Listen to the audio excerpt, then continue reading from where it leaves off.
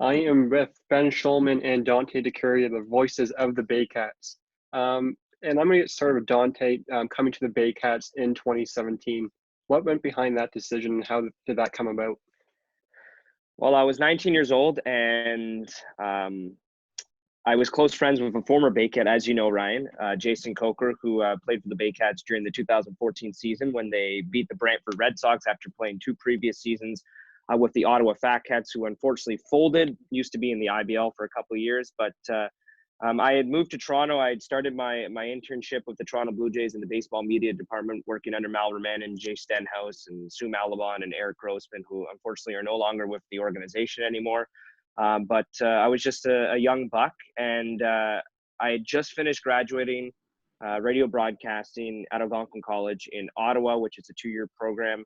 And I was I was a little fish in a big pond, and um, I was I'd say I was having a little bit of struggles, just kind of adapting to the big league lifestyle and trying to get used to how things run at the major league level. And so I contacted Jason and I said, hey, maybe if I start broadcasting, things will go a little bit smoother. I actually missed broadcasting, and I contacted him, and he got me in contact with Angus Roy and David Mills, of course, the president of the Baycats and the former uh, legendary manager of the Barrie Baycats. And things kind of took off from there. And I was just lucky enough to actually become good friends with Glenn Jackson, who is still one of my closer friends, and definitely a mentor, not only in my life, but also in my career. And he would drive me up all the way to Barrie to call those games.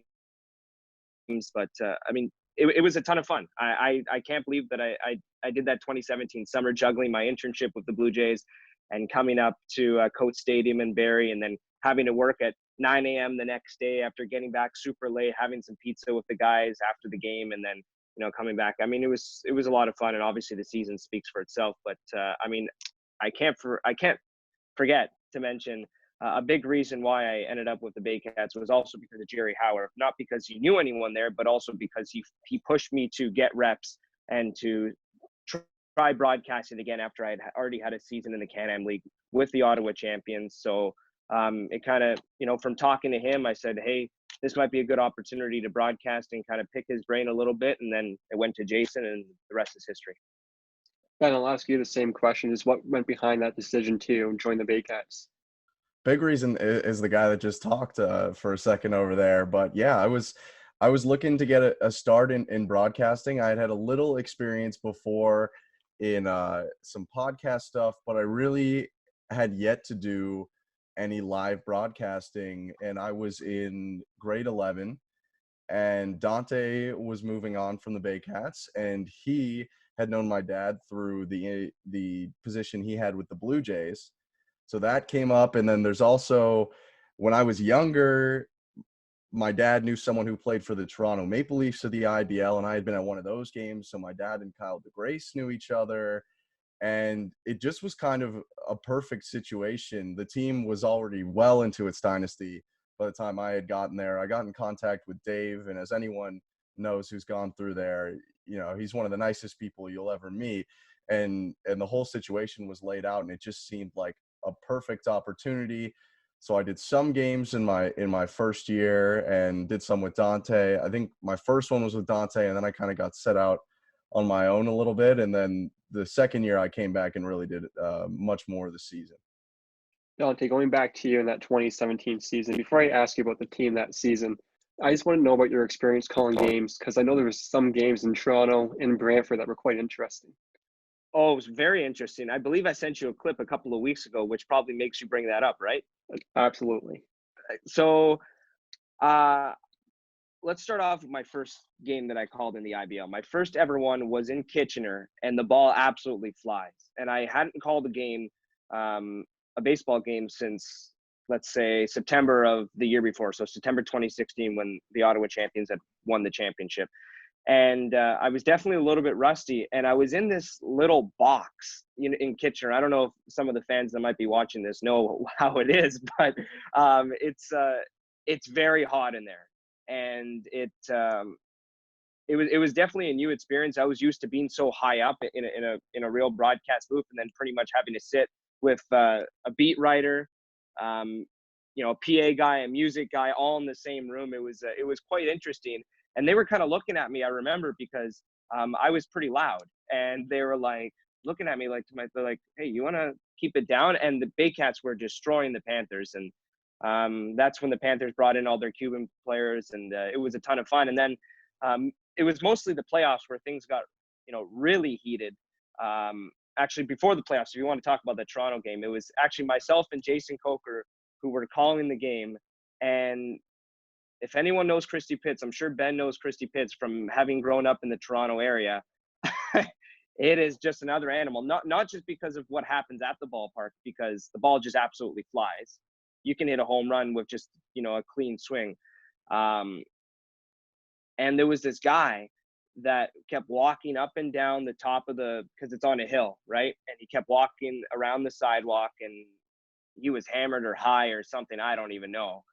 And he just started swearing like no tomorrow. And he comes up to me and he starts pointing at me. He had a Tulowitzki jersey on, and he started pointing at me, and he just kept swearing at me. And I can't really I don't know how to describe it, what happened there. And then there was another time where there was these two old men that were listening to the Blue Jays game while I was calling the Baycats and Leafs game. And one of them came up to me and says, hey, you think you're the next Jerry Howard? You're not. And I kind of laughed because Jerry was the guy who was mentoring me, and one of the reasons why I got back to calling some games. And then the last one, I think, was in Brantford, where there was this guy. He kept making gestures at me. And when the Red Sox hit a home run, he started turning around and saying some things to me. And my mom was actually sitting in front of me, to where my mom got in front of him and said, hey, listen, you sit down. So, those are the top 4 or 5 that I can think of off the top of my head. But, anything can happen in the IBL. So I'm happy I'm able to tell those stories. Unfortunately, I can't really explain a whole lot on this podcast, but anybody that wants to know the whole thing or wants to hear the audio, they can definitely reach out to me for sure. And Ben, you mostly just called home games. What was your experiences like calling home games the last couple seasons? It was great. I mean, the fans at Coach Stadium are incredible. And I didn't have too many moments like that Dante had. There were a few, but for the most part, the fan support that I got from people, even just, as I became a little more established there, and regular people talking to me pregame and asking for my opinion and just telling me that they enjoyed listening to me, it was really fun. It made the broadcast really fun. And you're not calling the game for thousands of people, but it even makes your day when the people sitting in the row in front of you are listening and they like something you say. And the environment there is, second to none. I mean, they have a beautiful ballpark in London, which I got a chance to broadcast at too, which is incredible. But the fans at Coach Stadium and the way that they're able to fill it up, and really the passion that they have for the Baycats. I mean, there is information online, but to follow the team, you really need to be a pretty diligent fan going to a lot of the games. And they really had a very devoted fan base that made calling every game and just going to every game a really fun atmosphere. Yeah, and Dante, going back to you, you called games in 2018 and 2019, but mostly 2017. What do you remember about that season and how amazing that team was, only losing 3 games all season? It's an answer that I've heard from a lot of the players, and it's the camaraderie between that group and how serious everybody took it. But I remember after they started the season 30-0, and they were trying to go for 31. I believe, Ryan, am I right? 30-0? I think it was 26, or 28, something like that, though. Yeah. But they were going for 30, and I remember they lost in Toronto, and I was pretty down. And I walked down the hill to meet up with Glennie, and I saw Kevin Atkinson, and I said, hey, you didn't get to 30. He said, so what? All that matters is, the dog pile at the end of the season. And that was their main goal.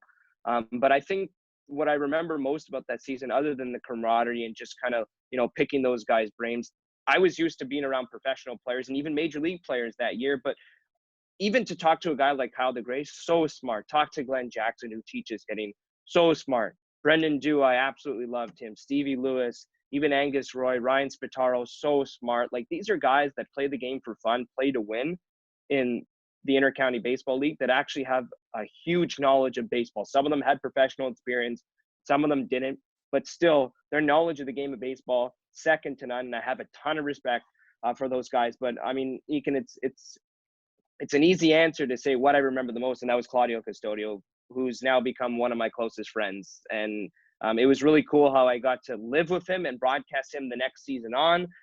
But just watching him pitch and turning around to Dave Mills and saying, this guy's really special and he has a chance to be in the major leagues. And he's still trying to get there. He had a fantastic year in Double-A last year. I mean, unfortunately, what just happened with all the minor league players and et cetera, not really to get into that, but I think without this COVID thing, he's probably in the Braves system in AAA in Gwinnett. He was in Mississippi last year, was an absolute fantastic pitcher. He actually recorded 2 hits as well, which we saw him do that with the Baycats. But my favorite thing was just watching Claudio Custodio work and, hope for the best. Honestly, I think he can be the big leagues. Absolutely. Yeah, and I was going to ask you about Claudio too. Just what do you remember about that season that he had, highlighted by that night that he had 16 strikeouts in Game 3 of the finals against the Panthers? He turned around to me after the game and he said, "That's Pedro Martinez right there." And we laughed about it. And I remember Enirio Del Rosario, who was also a former big league pitcher, he said the exact same thing. Guerrero said the same thing after the game as we were walking to our cars. But that was the best I've ever seen Claudio. And I think we had a gun that game. But even without the gun, you can just feel the zip on Kyle DeGrace. Like, you can feel the zip and you could just hear DeGrace's catching mitt just pop. Like, it was just one of the best pitching performances I've ever seen. And you could really see, okay, this guy's special. I mean, he had the nasty breaking ball. He had the fantastic changeup, and he had the fastball to go along with it. And just, there's not too many guys, no matter at what level, that have the fastball command that he has. And I had the opportunity to see him do the exact same thing with the Lansing Lugnuts in 2018 and with the Dunedin Blue Jays in 2018. And a lot of coaches that I talked to at the professional level that were coaching him that year said, I've never seen a guy that's come out of being a position player, come out of amateur baseball, that has the fastball command that he does. And everyone knows, of course, Greg Maddux being the big one for this, is that if you can command your pitches, you can command all 4 quadrants, you're going to have success. Claudio has that with his fastball. I just talked to him 2 weeks ago. He's still working on that breaking ball, still working on that changeup. But I mean, he's 29 and he's 29 years old, but his arm's like 21. It's just unbelievable. And to watch him dominate that year, hitting and pitching, was just an absolute treat. And Ben, moving to the 2019 season, that team wasn't as dominant as the 2017 team, but it was pretty close. Just what do you remember about that 2019 team? Not to bring up what's been in pop culture a lot recently, but it was almost Last Dance like, where you knew this was going to be, now some of the guys have stuck around, but this was going to be the last year that the core group was going to be together. And they were really enjoying that. You know, it was tough because a great guy, Glenn Jackson, who Dante mentioned earlier, wasn't able to be there all the time, but he was still popping in. There were a couple new faces and old guys they brought back, like John Waltenbury. But then still the story of the season was Jordan Castaldo, who for the X amount of time in his career exploded and hit for the Triple Crown. And midseason, him and Atkinson are going back and forth for the all-time home runs lead. And it was just great to watch. You know, they were ending an era, but on the right way. Everyone decided that they wanted to bring it all together and do what they could do to bring one more title home. And hopefully there'll be more in the future, of course. But it was a great season to watch how these guys had matured into really smart baseball players. And then see some of the younger guys come up, like Ryan Rio, who was getting a little more play, and see what was in store for the future for this team. Yeah, and you had a special moment that season calling the game with your dad, Dan Schulman. Just what do you remember about that day? Because it was pretty hectic early on because of traffic. I had a feeling we were going to get to that. Yeah, that's still in anything I've done, in any work I've done, whether it was at home during high school or in school, probably the most stressful day I've ever had working. There was, I believe, an 18-wheeler lost a wheel that day on the 400, and traffic just stopped. And when it stops on that road, you know, I leave pretty early for the game so I can get there a couple hours before. And we were just watching the GPS minutes go up and up and up and up, to the point where we were starting to freak out that we weren't going to be there in time for the game. And I remember we're about halfway down distance-wise from my home in Vaughan to Barrie. and I see this coach bus pull up near us. And I just said, it's a long shot, but I wonder if the Kitchener Panthers are sitting in that coach bus. And thankfully, I mean, not for them, but thankfully they were. I remember messaging you and you said, there's 3 guys at the ballpark right now. No one's here. So it was a bit of a rush. I didn't get to talk to anyone pregame. Thankfully, some of the guys that were there already were helping me out with getting the lineup together and my scorecard. And then, as it always does, no matter how stressful it was, once we got into the game, it was all forgotten, and it was a really fun experience. It went really well, and I think the people there enjoyed it, and I really enjoyed it. And for my dad, who got his start out in Barrie like I did, it was just kind of a like a wholesome moment, bringing it all back together. And Dante, I'll ask you this last question just when it comes to that 2017 season and coming back to the Baycats in 2018, 2019 too. Just what has being a Baycat meant to you when it comes to the relationships that you have developed over the last 3 seasons? Well, that organization has meant a lot for me, especially the 2017 year, because it gave me the opportunity to continue broadcasting baseball. And what made that season so special, and just the seasons after, was the fact that as I was calling games, I was being mentored by Jerry Howard at the same time, who's a Blue Jays voice for 36 seasons. And, after every game, he would come into, the office, the baseball media office at Rogers Center, and say, hey, how was the game? This is, did you work on what I asked you to work on? Let's hear the tape. And there was actually a couple times where we would listen to the tapes together, and that really helped me kind of progress through the season. And that's where I ended up reaching out to Jesse Goldberg-Strass through the voice of the Lansing Lugnuts, and that's how I kind of got my position with them the season after. But being a Canadian, kind of tough to go back to the United States after some visa issues and stuff like that. So I moved back to Ottawa, and I was more than happy to do Baycats games once again. And the reason is just because it's so fun. It is not the highest level, but it's just fun because the guys are really nice. The guys are awesome, and it's entertaining baseball. The last Baycats game I ever called, Ben was there, and my good friend Dante DeCaria, who came up for that game. It was just nuts. Jordan, and when Jordan Castaldo came up to the plate that he was going to do something, bases loaded, and he lines one over the center fielder's head, and the Baycats take the lead in the late innings after we had a delay because for some reason the umpires decided to leave the field in the middle of the game. And even Ben's dad, Dan, was sitting there going, I've never seen this before. Over the 3 years that I was calling Baycats games, there was so many what's happening. I've never seen this before. There was the heat stroke when the Baycats did a doubleheader against the London Majors in 2017. Like, there was just, and you can go even back further when the Toronto Maple Leafs had the lights go out. That big game that's on YouTube that has million, I'm sure a million views. Anyways, it was just such a fun league to call, and that's really what I needed. I needed a place where I could just relax, have fun, and just enjoy baseball. And that's what that league's all about, to be honest. And it was a huge part in my growth as a broadcaster, but also as a person. Just because I drove up with Glenn Jackson, one of the greatest human beings I've ever met, almost every single day or game that season, and just talking to him about becoming a better person, because Glenn's just a fantastic person, talking about business, talking about baseball, talking about how to improve in my career. Like, he's not a broadcaster, but he's just so smart in how to become a better people's person, how to make connection. I can't thank Lenny enough. Like, he was just, I can't even put words to describe him, how much Glenn Jackson means to me in my life. So not only did the Baycats have a huge impact on my broadcasting career, but a couple of players had a big impact on my personal life as well. Yeah, Ben, I'll ask you that last question too. Just what has being a Baycat meant to you over the last couple seasons, and how has it helped you as you want to eventually accomplish what you want to accomplish?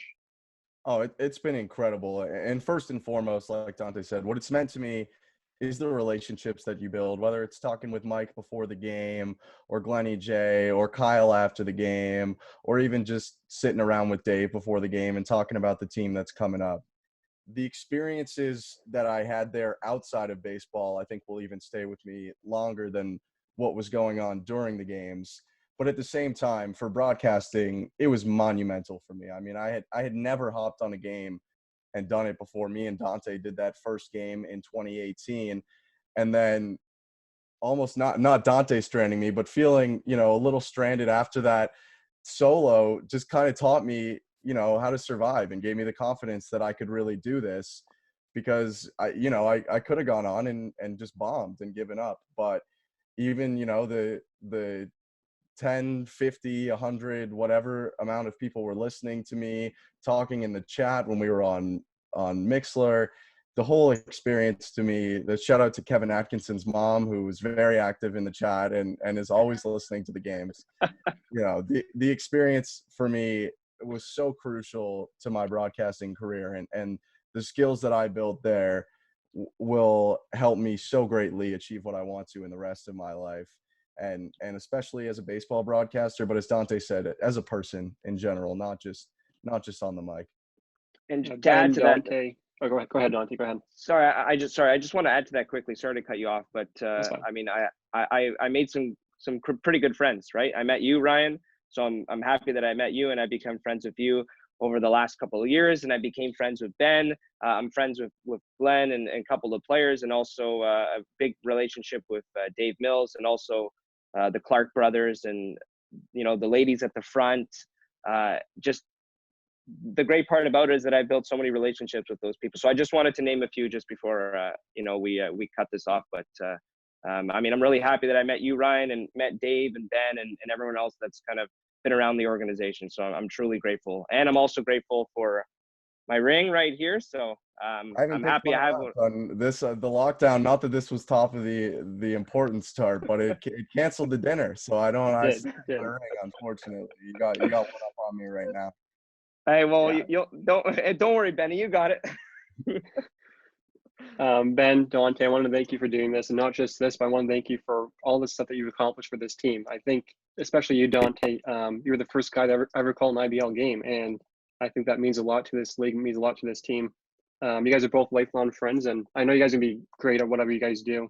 Ben, I know you're going to call games in the Cape Cod League this season, and I know you're going to be great at what you do. And Dante, you too. So I appreciate you guys. Thank you so My much. pleasure. I appreciate it, Ryan. You're Thanks. the best. Thanks, Ryan.